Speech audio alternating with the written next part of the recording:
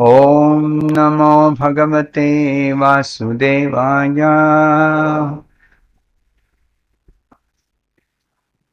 नारायणं नमस्कृत्य नरं चैव नरोत्तमं देवीं सरस्वतीं व्यासं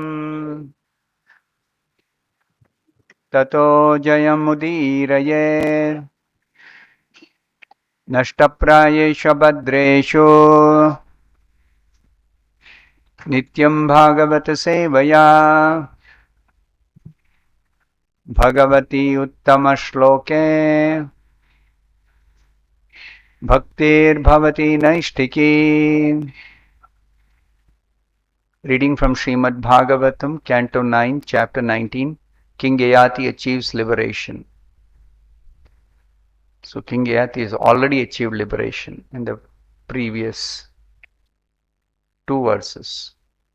Now Devayani achieving liberation is what is going to be described in two verses. So we're going to read from text number 27.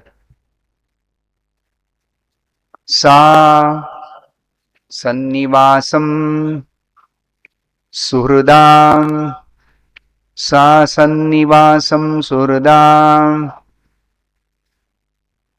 sa sannivasam suhridam,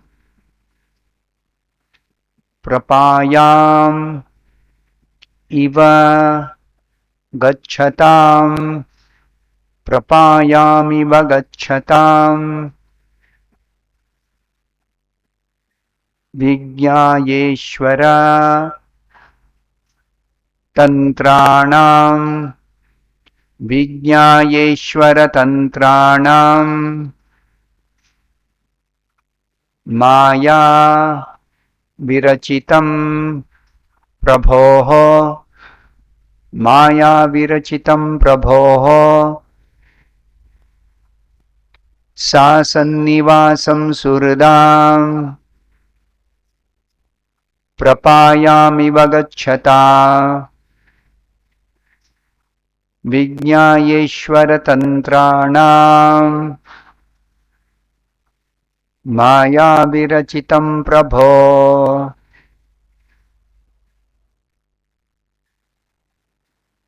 Sa sannivasam suhridam,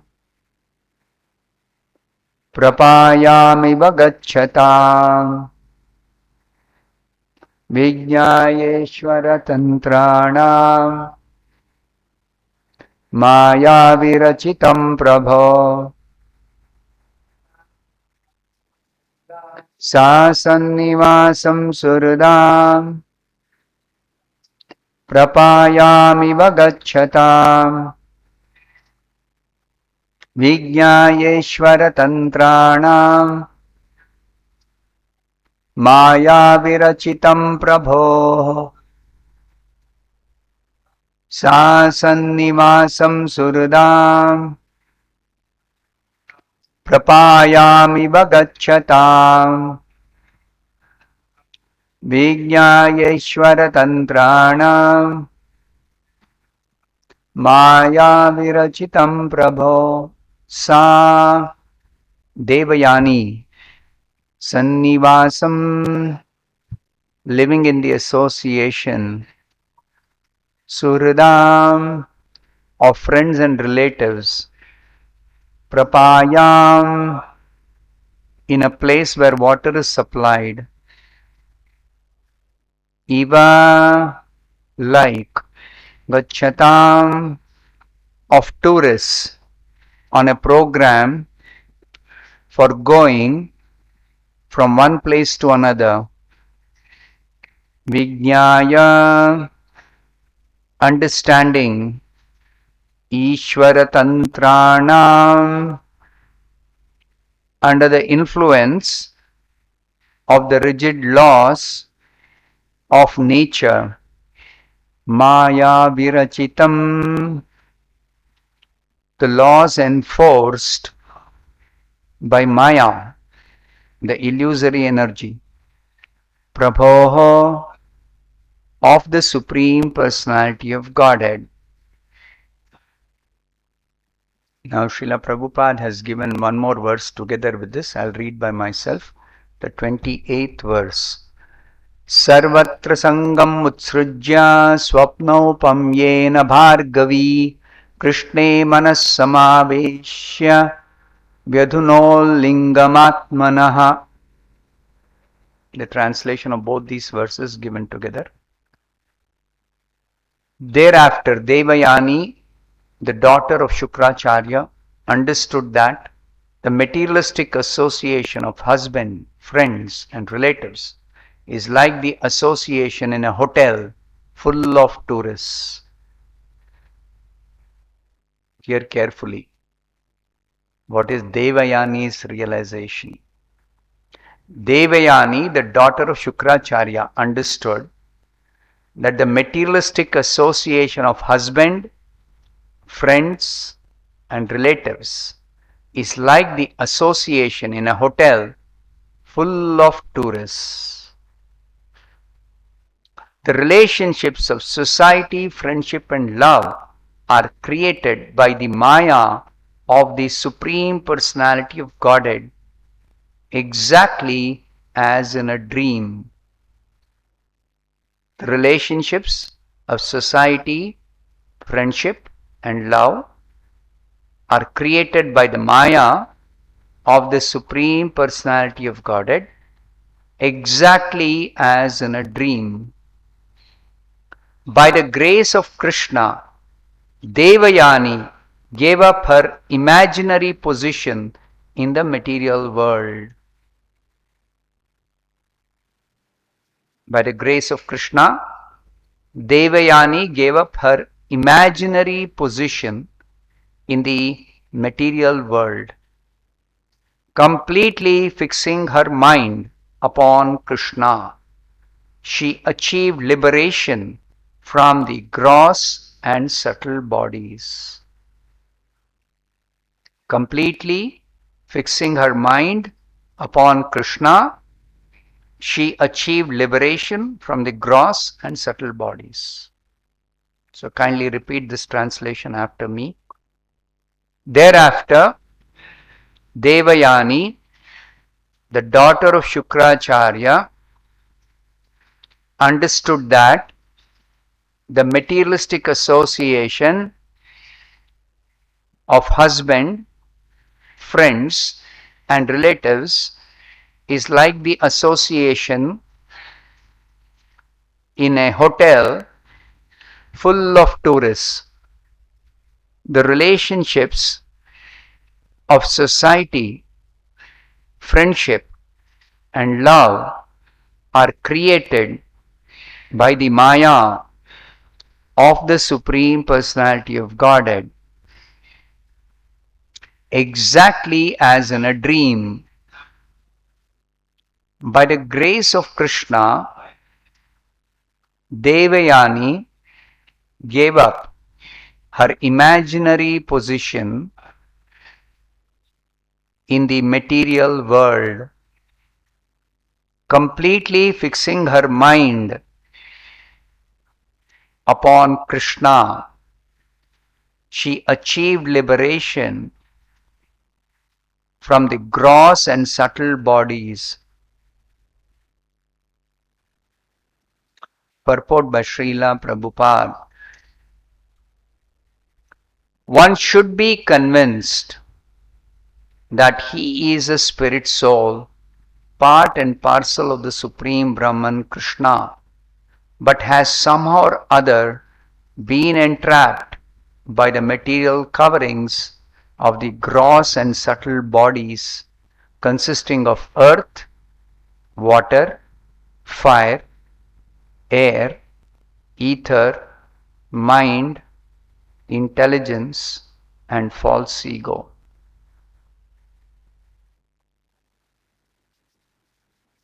One should know that the association of society, friendship, love, nationalism, religion, and so on are nothing but creations of Maya. One's only business is to become Krishna conscious and render service unto Krishna as extensively as possible for a living being. In this way, one is liberated from material bondage. By the grace of Krishna, Devayani attained this state through the instructions of her husband. Thus ends the Bhaktivedanta purport. Om Ajnanatimmirandasya Jnananjanashalakaya Chakshurunmilitam Yena Tasmai Shri Gurave Namaha. Nama Om Vishnupadaya Krishna Presthaya Bhutale Srimate Bhaktivedanta Swaminiti Namini. Namaste Saraswate Deve Gauravani Prachari Nirvishesha Shunyavadi Paschatya Deshatari. Jaya Shri Krishna Chaitanya Prabhu Nityananda Shri Advaita Gadadhara Srivasa Prabhakta Vrinda. Hare Krishna Krishna Krishna Hare Hare Rama Rama Rama Hare Hare. So even though the description in this chapter is about King Yayati achieving liberation, it is very important to note that Yayati's wife, Devayani, even though she did not separately practice any spiritual life, what was she doing? She was just serving her husband all through her married life. But the result of such service is that she also achieved liberation without any separate endeavor at all. This is the glory of the Vedic culture, the scriptural directions. Ordinarily, it is very, very difficult for any person to follow all the rules and regulations of spiritual practice to come to the stage of achieving ultimate liberation. If it is difficult for a man to follow, it is even more difficult for a woman to follow. In what sense do I mean man and woman? It is the external covering of the spirit soul who is neither man nor woman. It is the external covering of this gross and subtle body. So when we say man, we mean this gross body and the subtle body of a man, of the spirit soul who is neither man nor woman. So that is one kind of covering, the gross and subtle body of a male. And the female covering is another kind of gross and subtle covering. Two different kinds of coverings. But the whole Vedic wisdom is, you are not the body. You see, you should carefully understand this point. That you are not the body means you are neither the gross body nor the subtle body. You are neither male nor female. But that does not mean you have to completely ignore or neglect this particular gross body or subtle body that you have. You cannot neglect that entirely. As long as you are not liberated from this conception that each one of us, we generally identify with this external gross body and the inner subtle body. So till that identification is there, we should consider what is proper behavior, proper conduct, proper actions, proper thoughts, proper interactions for a male, for a female. It has to be considered. Because if we don't take care to act appropriately, properly, then as it is said here, this Maya, the illusory energy of the Supreme Lord, is very, very, very powerful energy which is working on all of us, irrespective of what kind of body we have, what is our material position, material status, material intelligence, material wealth. Irrespective of that, Maya is very powerful and is acting on all of us, making us a donkey, gadha. There is one song written by Srila Bhaktivinoda Thakur. He says, anybody who is entrapped by Maya and is completely under the spell of the illusory energy, whoever that person may be by material estimation, is actually being befooled by Maya, made into a donkey. Jiva ke karaye gadha.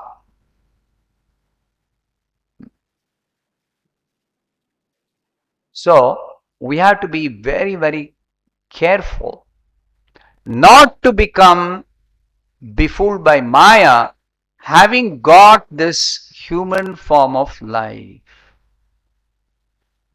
In this human form of life, whatever be your material status, whatever be your gender, whatever be your position, it doesn't matter.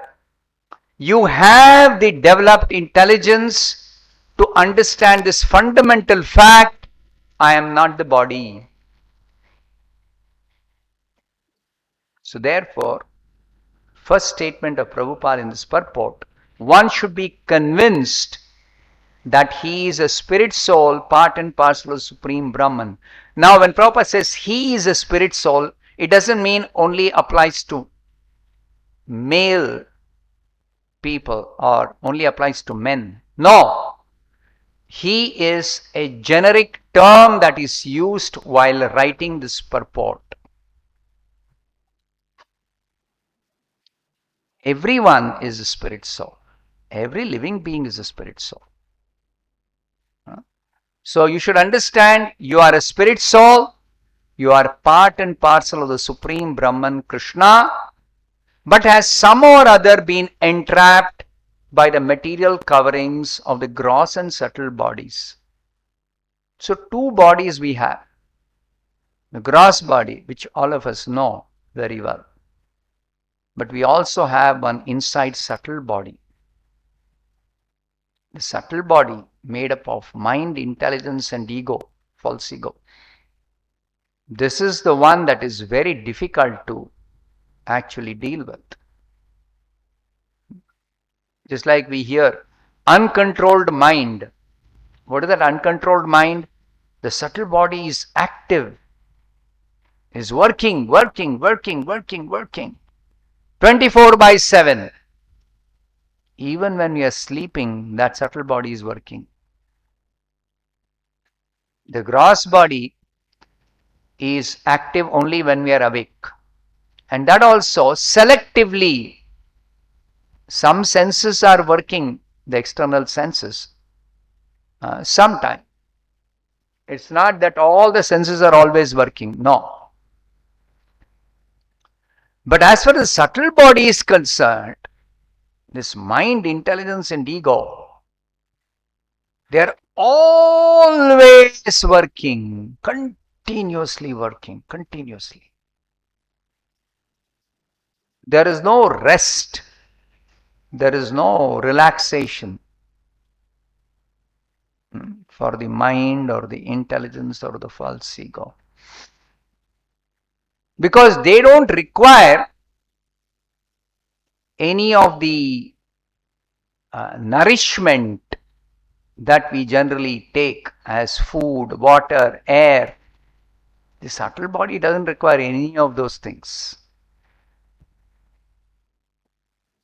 Subtle body works. And unlike the gross body, there is nothing like death of the subtle body. There is no birth and death even for the subtle body, actually.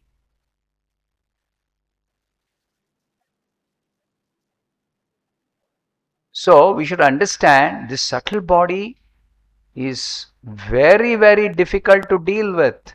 And we are not that subtle body. We are not the mind, we are not the intelligence, we are not the false ego. So, to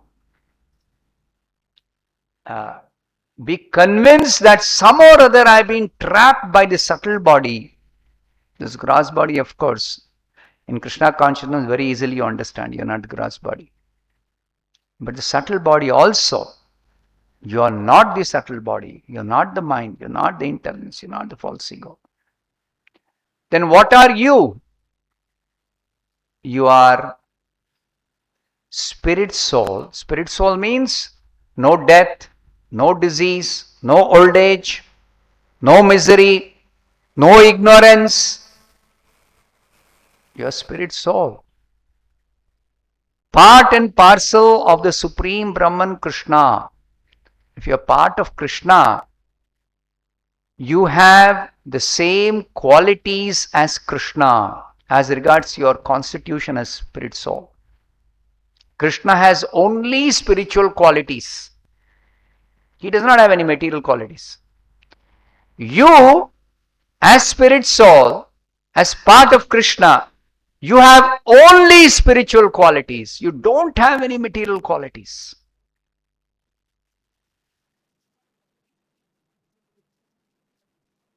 So this you have to be convinced. You have to get convinced. Now, how did Devayani get convinced? Let's try to understand. Previously, it was described how Yayati got convinced about this. But Devayani's way of getting convinced is different. And this is interesting for all of us that, like Devayani, most of us may not be able to exactly execute the spiritual activities or spiritual life with all the rules and regulations. We may not be able to follow. So there is a way out for us, even if we are not able to fully follow. It doesn't mean that we are not going to get liberation because we are not able to fully follow. Still, you can get full liberation, ultimate liberation, just like Devayani got. And Devayani got it even without practicing anything. She didn't do any of the things that Yayati did. Yayati, he was doing his duty as a king. He was performing sacrifices. He was giving in charity. He was following the instructions of the Brahmana advisors in his kingdom. He was taking care of the citizens like a father takes care of children. Devayani was not doing any of those things. And what was she doing? She was just faithfully following her husband. That's all. So what is our position? We have got, fortunately, this spiritual master. We got the spiritual master. So we simply have to follow the spiritual master faithfully. That's all. And we may or may not be able to follow all the rules that are given in the scriptures for practicing spiritual life. But even if you're not able to follow all the rules, it doesn't matter. As long as you are faithfully following the instructions of the spiritual master, then you're guaranteed ultimate liberation at the end of this life. So just like Devayani, she was faithfully with her husband. Now, with her husband does not mean merely physical proximity. No. It means with her mind, with her heart, with her soul, she was with her husband. Similarly, we have to actually surrender to the spiritual master. Body, mind, and our entire soul, and fully surrender to the spiritual master. And simply follow his instructions. Now, while following, you may be able to follow fully, you may not be able to follow fully. Sometimes you may be able to follow, sometimes you may not be able to follow. That doesn't matter. You simply have to sincerely try to follow. So many times Prabhupada says, you chant Hare Krishna, and he says, you try to avoid the offenses. Because he knows how difficult it is to avoid the offenses. So, exactly according to his instruction, we should chant Hare Krishna. We should not make an excuse, I can't chant Hare Krishna. That excuse nobody should make. Nobody need to make.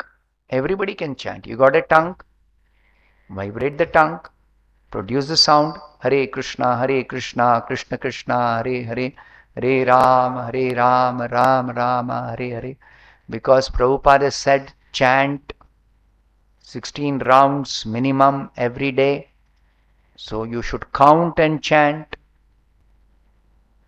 Therefore you have to chant on some counting device, one mala. So you have to have a mala. And on the mala you chant, count. Every time you say Hare Krishna, full mantra, then one bead, you chant. Then Prabhupada says, try to avoid the offenses. So you should know what the offenses are. Then you try to avoid means you make your attempt to avoid the offenses. After making the attempt, when Prabhupada says try means sometimes you may be successful, sometimes you may not be successful. That doesn't matter. That's why he's telling try to avoid the offenses. But as regards chanting, he doesn't say try to chant. He has never said try to chant. What is he said? Chant Hare Krishna. So you must chant. This you don't make an excuse. I can't chant. No. So you chant Hare Krishna. You should count and chant. Sometimes people say I chant but I don't count. No. Prabhupada has said chant minimum 16 rounds of Hare Krishna mantra every day. So since you have to chant minimum of a certain number of times. Why this number? Prabhupada explains. Sankhya purvaka nama gananati bhi kalavasani krutau. This is taught by our previous acharyas. That you gain spiritual strength as you keep on chanting if you chant a fixed number of times every day. Just like every day you have to eat. Then only your body will develop and will grow and you will develop some strength, physical strength. What if somebody does not eat properly or does not eat regularly? You think their body will develop properly? They develop proper physical strength? Small child. If the mother does not feed regularly, you think the child will grow properly? Malnutrition. starvation, the child will die. Or it may be very, very, very weak. In Ethiopia, you would have seen pictures that they don't get food for days, weeks, months due to bad karma, sinful reactions, too many sinful activities they have committed in the past. So then, no food, the body will keep on becoming emaciated. So same way, spiritual life, which we have to develop our spiritual body, we have to feed our spiritual body. We have to feed our spiritual body with spiritual food. What is spiritual food? Of course, the easiest spiritual food you can take is prasadam. But that's not enough. The main food, the most nourishing food, or the important item of this spiritual food is the Hare Krishna mantra. You have to feed your spiritual body with the Hare Krishna mantra. This is the most important. The other type of spiritual food, prasadam, which you eat. Somebody may say, I cannot get prasadam. I cannot prepare prasadam. But this Hare Krishna mantra, spiritual food, you have no excuse. You have no excuse. You cannot say, I cannot prepare, I cannot eat. No. You have got your tongue, vibrate the tongue and say Hare Krishna, Krishna Krishna, Hare Hare, Hare Ram, Ram Rama, Hare Hare. This chanting by vibrating the tongue is the portion of that spiritual food that you're preparing. You're preparing the food, just like mother cooks at home. After that, she will serve you. You have to actually eat. You cannot tell your mother, you eat on my behalf.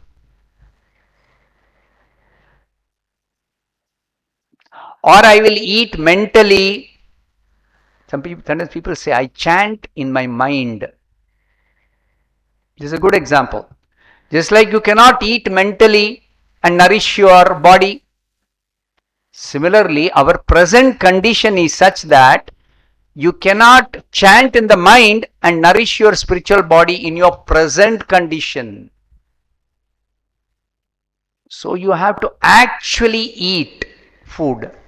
Similarly, you have to actually give spiritual food to your spiritual body. Now, how do you supply this spiritual food after it is produced here by the vibration of the tongue? What is produced as spiritual food is the sound. That sound has to go through your ears. Just like food is generally put into the mouth. Prabhupada says from the scriptures, there are so many holes here. This.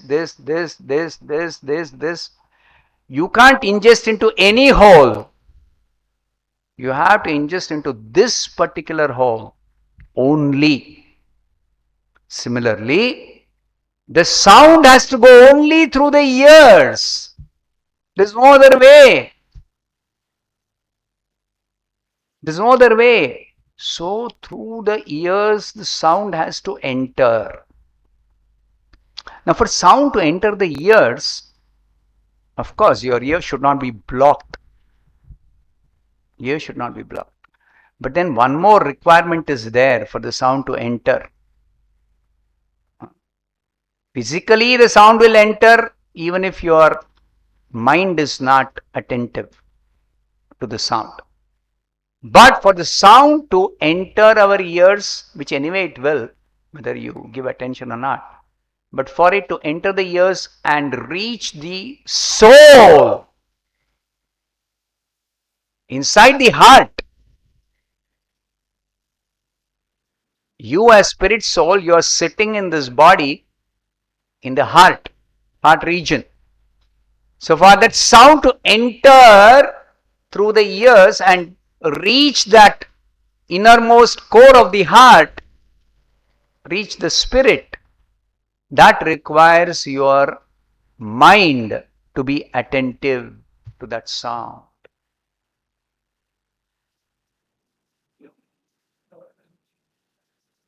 Sometimes children, when they are too playful, mother will call the child, come, take your lunch, take your lunch, take your lunch.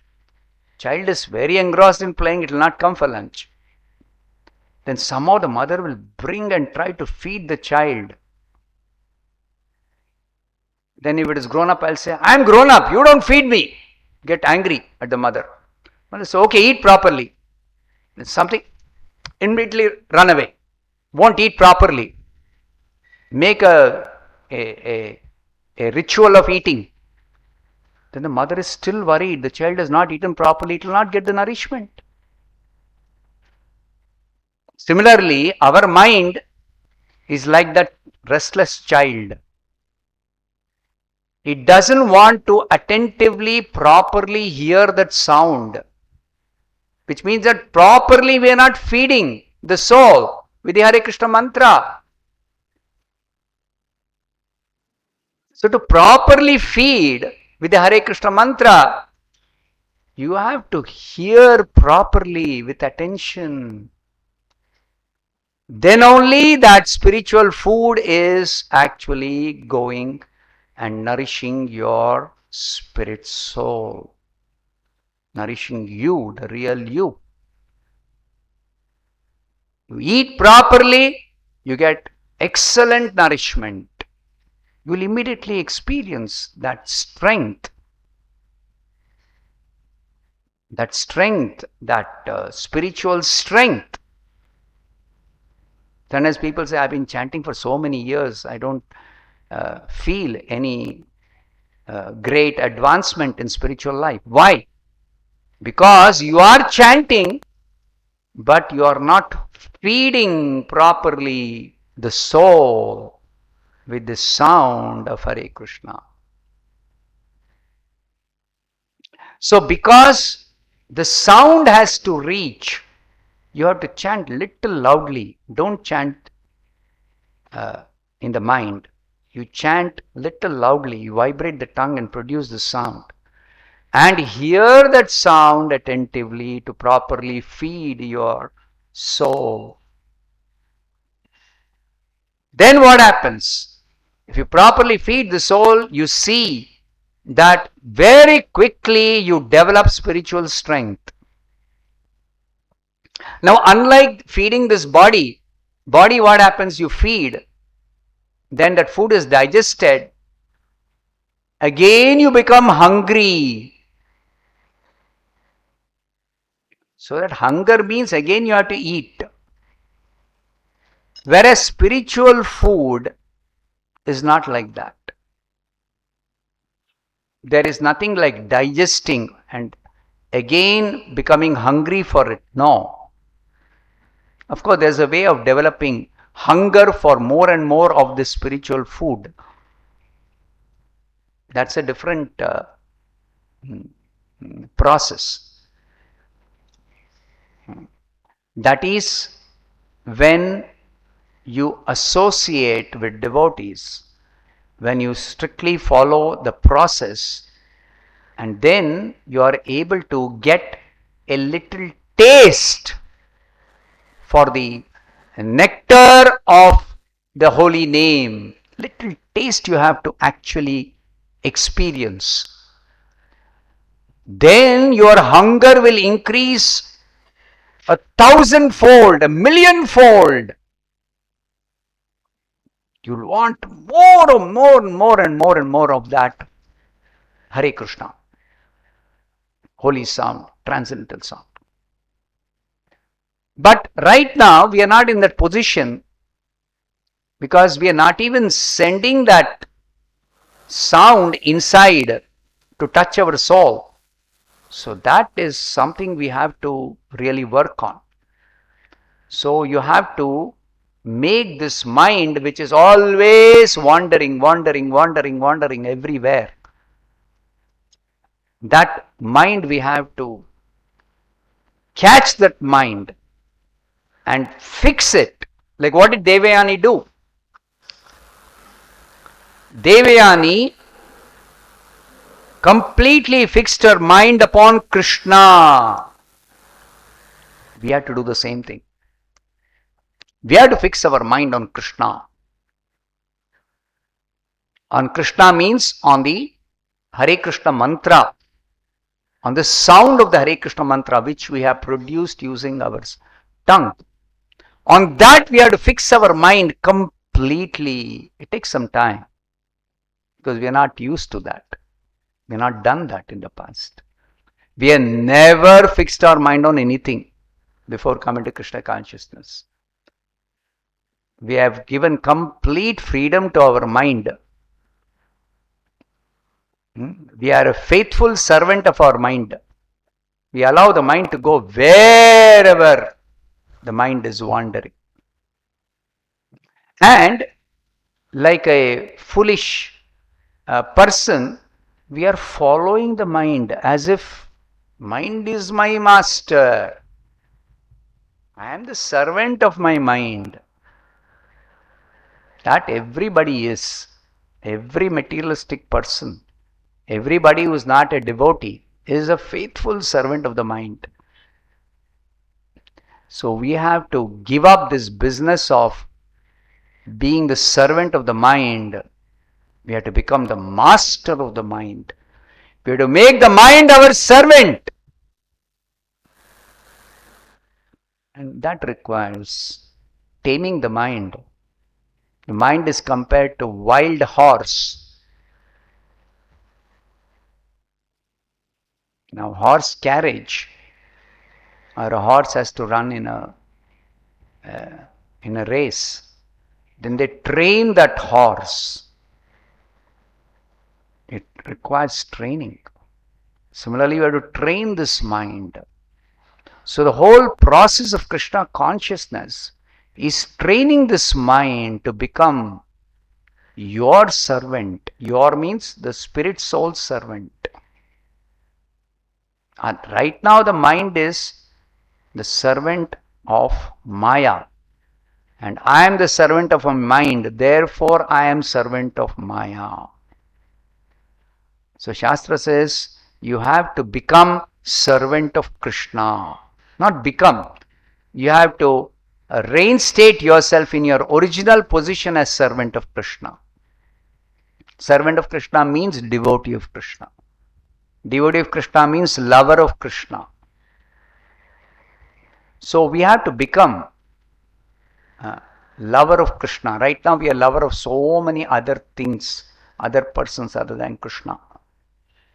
So for that we have to tame our mind. So the entire 6th chapter of the Bhagavad Gita is dedicated for teaching us how to tame this mind. The whole 6th chapter. In fact, we can say the whole of the spiritual practice in the stage of sadhana bhakti is how to tame this mind. And if we can practice hearing attentively this chanting of Hare Krishna, fixed number of times every day, and supplement that with other activities of bhakti, then we can nicely actually control this mind, tame this mind, make the mind our servant, and then whatever chanting we do, we nicely hear attentively, we make rapid progress. Then we develop that taste for the Hare Krishna mantra, for the nectar of the holy name. And when we develop the taste, we will simply want more and more and more and more of this nectar. We develop a lot of hunger for that holy name, chanting the holy name. We want to chant more and more and more. So that is the whole process. So here Devayani completely fixed her mind upon Krishna. She achieved liberation from her gross and subtle body. Same thing will happen to us. If we chant Hare Krishna, and completely fix our mind on the sound of the Hare Krishna mantra, we can give up our gross and subtle body and become first class devotee of Krishna. Hare Krishna. We'll stop here. Antarat Srimad Bhagavatam ki jai, Srila Prabhupada ki jai.